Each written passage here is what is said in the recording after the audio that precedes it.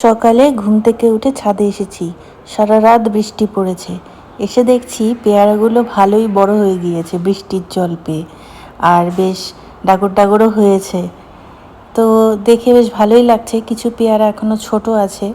এই গাছটি তো তোমাদেরকে আগে দেখিয়েছি যখন নিয়ে এসেছিলাম, আর তখন ভিডিও দিয়েছিলাম, তো তোমরা পুরনো ভিডিও দেখতেই পারো।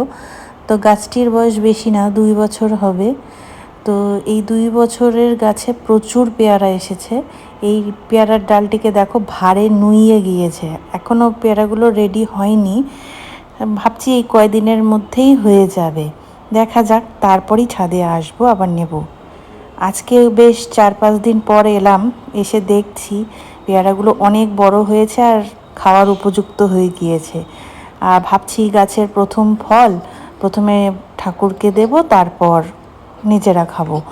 তো ডাট দেখো কত শক্ত হয়েছে। সত্যি পেয়ারাগুলো খুব ভালো হয়েছে এবারে।